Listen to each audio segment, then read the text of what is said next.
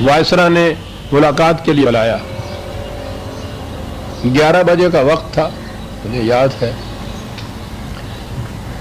یہ بڑے پنکچول تھے ان چیزوں کے، اوقات کے تو خاص طور پر. 11 بجے کا وقت معلوم ہے، بیٹھے ہوئے ہیں. ادھر سے گھنٹی پہ گھنٹی آ رہی ہے کہ آئے کیوں نہیں. خود نہیں جواب دے رہے. پرائیویٹ سیکرٹری کہتے ہیں کہ ان سے کہیے کہ ہاں میں اپنی کنوینئنس پہ آؤں گا، تھوڑا سا وقت لگے گا. وائسرا کو جواب دیا جا رہا ہے.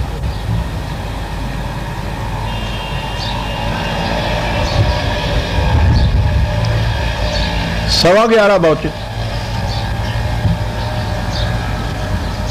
ہمارے آپ کے نزدیک تو یہ بات بہت چھوٹی سی ہے. اس نزاکت کو سامنے رکھیے کہ وہ وائسرا ہے، وقت مقرر ہے. اور اس کے بعد گئے اور انہوں نے کہا کہ یہ جو وار کونسل کا قصہ ہے میں اس میں کچھ وضاحت کرنا چاہتا ہوں. اور قائد اعظم کھڑے ہی تھے. کہا کہ مجھے آپ کی وضاحت کی کوئی ضرورت نہیں ہے، اور کمرے سے باہر نکل آئے.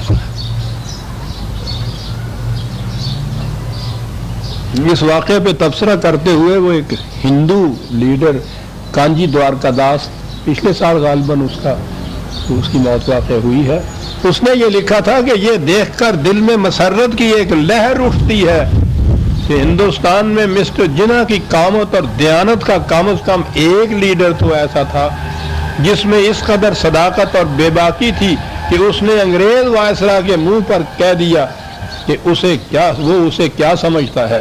جبکہ باقی ہندوستانی لیڈر جن میں کانگریس ہائی کمان بھی شامل ہے اس وائسرا کو بہترین انگلش جنٹل مین اور بہترین عیسائی جنٹل مین جیسے خطابات سے نواز کر اس کی چاپلوسی کرتے تھے. اور مسز لکشمی پنڈت نے یہ کہا تھا، پنڈت نہرو کی بہن نے، کہ اگر کانگریس کو جناح جیسا ایک لیڈر مل جائے تو لڑائی انگریز کے ساتھ آج ختم ہو سکتی ہے. یہ تھا عزیز من آپ کا یہ لائن قائد اعظم. مصلحت، مفاہمت، کمپرومائز، نظریہ ضرورت ان کے لغت میں ہی نہیں تھا. یہ ایک سیٹ خالی تھی. آج ہم نہیں سمجھ سکتے جا کے مسلمان ہی ہیں ہماری سیٹیں ہوتی ہیں، ہم ہی یہاں سب کچھ وہ ہوتے ہیں. ہندوؤں کے مقابلے میں کلکتہ چیمبر میں ایک سیٹ وہ ٹیسٹ تھی اس بات کی کہ مسلمانوں کی یہاں کتنی اسٹرینتھ ہے. حالانکہ وہاں مسلمانوں کی میجورٹی ہوتی تھی، کبھی سیٹ نہیں ملتی تھی. اصفہانی وہاں سیٹ کے لیے کھڑے ہوئے، بلا مقابلہ کھڑے ہوئے. انتخاب کے عین 2 دن پہلے ایک اور شخص بھی کھڑا ہو گیا. انہیں تشویش ہوئی کہ اب ووٹیں بٹ جائیں گی. عبدالرحمن صدیقی ان کے ساتھی تھے. وہ ایک شام آئے. اصفہانی نے خود اپنی کتاب میں اس واقعہ کو لکھا ہے. کچھ آہستہ آہستہ آپس میں باتیں کر رہے تھے. قائد اعظم دور بیٹھے تھے. کہا کہ ذرا قریب آ کے مجھ سے بھی بات کرو. کیا ہے؟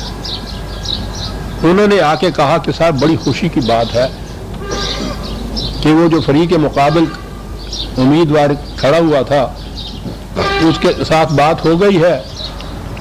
اس نے کہا ہے کہ اگر میری ضمانت کا روپیہ آپ دے دیں تو میں بیٹھ جاتا ہوں. اصفہانی بلا مقابلہ کامیاب ہو جائے گا.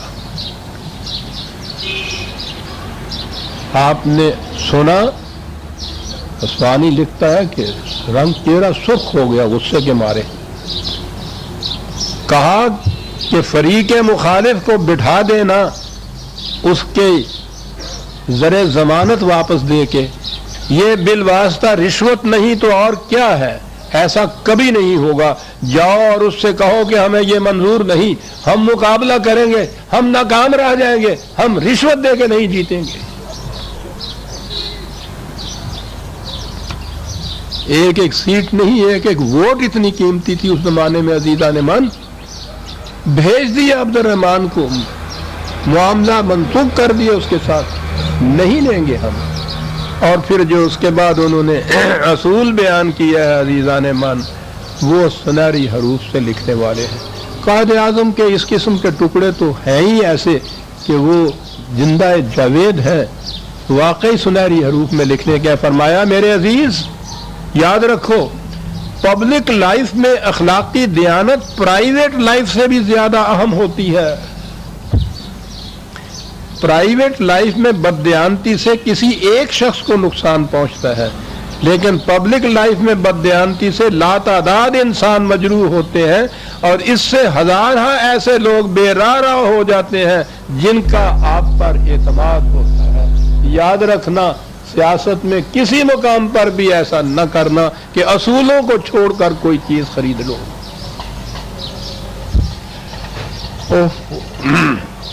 عام طور پر کہا جاتا ہے کہ یہ مسلم لیگ، یہ سرمایہ داروں کی، جاگیرداروں کی، ذمہ داروں کی، کارخانداروں کی یہ جماعت تھی. صاحب حریت پسند اس کے ساتھ کہاں تھے؟ ٹھیک ہے یہ لوگ تھے، لیکن قائد اعظم کا ان کے ساتھ کیا رویہ تھا؟ میں نے عرض کیا ہے کہ وقت وہ تھا کہ جہاں اگر 50,000 روپیہ ہوتا تو تحریک پاکستان کچھ اور ہوتی، آرآر کو دینے کے لیے ہی اگر کچھ پیسے ہوتے تو مسئلہ ہی کچھ اور ہوتا. ایسے وقت میں انہوں نے، قائد اعظم نے 1943 میں آل انڈیا مسلم لیگ دہلی کے سیشن میں اعلان کیا کہ اس مقام پر میں ذمہ داروں اور سرمایہ داروں کو بھی متنبع کرنا چاہتا ہوں. وہ ایک ایسے فتنہ انگیز ابلیسی نظام کی روح سے جو انسان کو ایسا بدمست کر دیتا ہے کہ وہ کسی معقول بات کے سننے کے لیے آمادہ ہی نہیں ہوتا، عوام کے گاڑے پسینے کی کمائی پر رنگ رلیاں مناتے ہیں، عوام کی محنت کو غصب کر لینے کا جذبہ ان کے رگ و پے میں سرایت کر چکا ہے. میں اکثر دیہات میں گیا ہوں، وہاں میں نے دیکھا ہے کہ لاکھوں خدا کے بندے ہیں جنہیں ایک وقت بھی پیٹ بھر کر روٹی نہیں ملتی. کیا اسی کا نام تہذیب ہے؟ کیا یہی پاکستان کا مقصد ہے؟ اگر پاکستان سے یہی مقصود ہے تو میں ایسے پاکستان سے باز آیا. اگر ان سرمایہ داروں کے دماغ میں ہوش کی ذرا سی بھی رمق باقی ہے تو انہیں زمانے کے بدلتے ہوئے تقاضوں کے ساتھ چلنا ہوگا. اگر انہوں نے ایسا نہ کیا تو ان کا خدا حافظ، ہم ان کی کوئی مدد نہیں کریں گے. جس وقت ایک ایک شخص کی ضرورت تھی، ایک ایک پیسے کی ضرورت تھی، یہی طبقہ تھا نا جس کے مذاق کہتے ہیں کہ ان کے پیسے کے زور پہ مسلم لیگ کامیاب ہوئی، ان کے ساتھ یہ اشر ہو رہا ہے. یہ کیفیت ہے، اس دھڑلے سے انہیں ٹانکا جا رہا ہے. دو ہی باتیں تھی جو انہوں نے کہی تھی. پاکستان میں کیپٹلسٹ سسٹم، نظام سرمایہ داری نہیں ہوگا. ساری عمر وہ یہ کہتے رہے. اور دوسری بات یہ کہ پاکستان میں مذہبی پیشوائیت کی حکمرانی نہیں ہوگی جسے تھیوکریسی کہتے ہیں. 10 سال تک وہ اپنی تقریروں میں یہ دہراتے رہے اور وہ اقبال کے ہی شعروں کی روشنی میں دہراتے رہے کہ اگر یہ نظام سرمایہ داری یا مذہبی پیشوائیت کا نظام یا حکمرانی مقصود ہوتی تو الگ مملکت بنانے کی ضرورت نہیں تھی. اس مملکت کے اندر خدا کی کتاب کی حکمرانی ہوگی. ان کا وہ حیدرآباد دکن کا انٹرویو جو ہے، ان چیزوں کو تو کبھی قوم کے سامنے لایا ہی نہیں جاتا. بہت کم آپ نے یہ باتیں سنی ہوں گی. اس انٹرویو میں انہوں نے کہا تھا کہ آپ جس اسلامی حکومت کی دعوت دے رہے ہیں اس کی امتیازی خصوصیت کیا ہوگی؟ کہا تھا کہ اس کی خصوصیت یہ ہوگی کہ اس میں نہ کسی شخص کی حکومت ہوگی، نہ کسی ادارے کی، نہ پارلیمان کی، نہ جمہوریت کی. اس میں حکمرانی صرف خدا کی کتاب کی ہوگی. ہماری آزادی اور پابندی کی حدود خدا کی کتاب متعین کرتی ہے جو غیر متبدل بھی ہے، مکمل بھی ہے. قائد اعظم کے ارشادات. کہا کہ اسلامی حکومت دوسرے الفاظ میں قرآن کی حکمرانی کا نام ہے. یہ الفاظ ہیں ان کے. اور بار بار یہ کہا کہ متنبع ہو جائے یہ مذہبی پیشوائیت جو ہے، جب خدا کی کتاب کی حکمرانی ہوتی ہے تو اس کے اندر پھر پریسٹ کرافٹ کی اور مذہبی پیشوائیت کا وجود ہی نہیں ہوتا۔ وہاں تو یہ کچھ وہ کہتے ہی تھے، پاکستان بننے کے بعد بھی انہوں نے پہلی تقریر مخاطب کیا تھا امریکہ والوں کو، جنہوں نے پوچھا تھا کہ پاکستان میں کانسٹیٹیوشن کس قسم کا بنے گا، تو ریڈیو پہ انہوں نے وہ تقریر کی تھی جو مشہور بحیثیت گورنر جنرل کے۔ پہلے تو یہ بات کہی تھی کہ بہرحال مسلمانوں پہ مشتمل یہ قوم ہے، ہم جو آئین بنائیں گے تو بہرحال اسلامی ہوگا، اور آخر میں یہ کہا تھا کہ یہ مسلمہ بات ہے کہ پاکستان میں کسی صورت میں بھی تھیوکریسی رائج نہیں ہوگی جس میں حکومت مذہبی پیشواؤں کے ہاتھ میں دے دی جاتی ہے کہ وہ بذام خیش خدائی مشن کو پورا کریں۔ یہ ان کی یوں کہیے کہ آخری پبلک تقریر یا ریڈیو کی تھی جو گورنر جنرل ہونے کی حیثیت سے پاکستان کی مملکت کی طرف سے اعلان کیا گیا تھا کہ یہ یہاں نہیں ہوگا۔ یہ ساری مخالفتیں جھیل کر عزیزان من اتنی عظیم مملکت حاصل کر کے، جو میں نے کہا ہے کہ ایک قطرہ خون بہائے بغیر تاریخ انسانیت میں اس کی مثال نہیں ملتی، یہ سب کچھ انہوں نے دیا، یہ اصول بھی انہوں نے دیے۔ نظام سرمایہ داری نہیں ہوگا، حکمرانی کسی شخص حتیٰ کہ کسی پارلیمان، حتیٰ کہ مغربی جمہوریت کی بھی نہیں ہوگی، خدا کی کتاب کی، اور اس میں مذہبی پیشوائیت کا یا تھیوکریسی کا وجود نہیں ہوگا۔ یہ تھے تین مسلمات جن کو لے کے وہ آئے، اور یہی تھا جس کے مطابق آگے چلنی تھی بات۔ میں نے گزارش کیا ہے کہ مجھے یہ سعادت حاصل تھی 10 سال تک قرآن کی تفصیلات اور جزئیات ان تمام معاملات کے متعلق ان کے ساتھ ڈسکس ہوتی تھی، پختہ تھے وہ ان تمام چیزوں کے اندر، لیکن جب یہاں آئے ہیں تو وہ تو پھر بھی اپنے عزم اور ول پاور کے زور کے اوپر صرف زندہ تھے جو 1 سال زندہ رہے تھے۔ آپ احباب کو علم ہے کہ اس سے 8-10 سال 6-7 سال پہلے جب انہوں نے اپنا ٹیسٹ کرایا ہے اپنے پرائیویٹ ڈاکٹر سے جو پارسی ہے بامبے کا، اس نے یہ کہا تھا کہ ایکس رے بتا رہی ہیں کہ آپ کے دونوں لنگز معوف ہو چکے ہیں، علاج اس کا صرف یہ ہے کہ آپ کم از کم 1 سال ریسٹ کیجئے ورنہ موت بہت قریب آپ کے آ جائے گی۔ معلوم ہے اس کا جواب کیا دیا تھا؟ اس سے کہا تھا کہ یہ بات نہ تمہاری زبان پہ کبھی آئے گی نہ میری زبان پہ آئے گی، یہ ایکس رے کی جو فلمز ہیں اس کیبنٹ کے اندر بند کر دو اور چابی مجھے دے دو، کوئی اس کو سننے نہ پائے کہ میری زندگی اتنی کم رہ گئی ہے۔ اسی جوش و خروش سے وہ کرتے رہے، پھیپھڑے تھے کہ معوف سے معوف تر ہوتے چلے گئے۔ یہاں جب آئے ہیں تو وہ واقعی ول پاور کے زور کے اوپر اپنے وہ زندہ تھے۔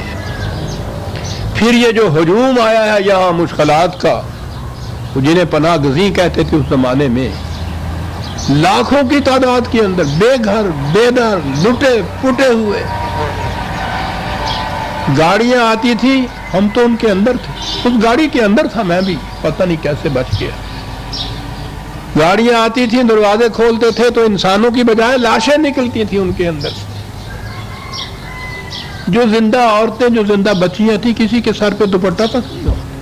یہاں جو آئے تھے ہم کراچی میں رہنے کے لیے، ہم جو گورنمنٹ سرونٹس آئے تھے ان کے بلائے ہوئے ان کی دعوت پر، ہمارے لیے بھی رہنے کے لیے کوئی جگہ نہیں تھی، دفتر کوئی نہیں تھا، دفتر میں ہمارے پاس سٹیشنری کوئی نہیں تھی۔ ان درختوں کو میں اب بھی جا کے دیکھا کرتا ہوں جن کے نیچے بیٹھ کر یہ اپنی ہمارے یہاں کے وہ جو ریکارڈ کیسز تھے بکس، ان بکسوں کے اوپر بیٹھ کر بازار سے ایک ایک کاغذ مانگ کر ہم کام کیا کرتے تھے دفتر کا۔ پہلی تنخواہ دینے کے بھی پیسے نہیں تھے، फौज बटी हुई नहीं थी इंडिया के पास, असला सारा वहां था। और दिसंबर 47 में हिंदू ने फैसला कर लिया था पाकिस्तान पे हमला करने का। वो तो नेहरू की एक साल थी जिससे उन्होंने कहा था कि अभी नहीं। ये हालात थे जिसमें वो कायदे आजम था। और फिर ये सारा हजूम जो जहां आया है, बेघर बेदर लुटे हुओं का, उनके सारे इंतजामात, सेहत की ये कैफियत, इस आलम के अंदर वो पता नहीं किस तरह एक साल जी भी गए। ये राज रखा और राज ये अफशा हुआ उनकी वफात के बाद। उस डॉक्टर ने बात ये बताई, लॉर्ड माउंटबेटन ने अपने मेमोर में ये बात लिखी है या बयान में ये कहा है कि काश हमें पहले मालूम हो जाता कि इस शख्स की जिंदगी इतनी थोड़ी है तो हम तकसीम में कभी जल्दी न करते। 2 साल भी अगर हम और इंतजार कर लेते तो कोई शख्स पाकिस्तान को ले नहीं सकता था। इन हालात में वो यहाँ आया।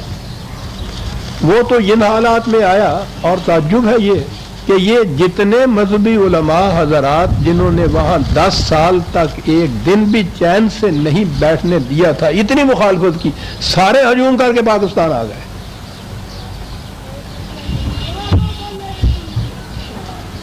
पूरा देवबंद, पूरा बरेलवी, जमात इस्लामी, अहरार, अंसार, सारे हम। और यहाँ आने के बाद इरादा किया कि हमने पाकिस्तान इस्लाम की खातिर हासिल किया था, इसलिए हम बताएंगे कि इस्लाम क्या है। जिस इस्लाम से पीछा छुड़ाने के लिए ये पाकिस्तान हासिल किया था, इन्होंने कहा कि हम बताएंगे, यानी थियोक्रेसी।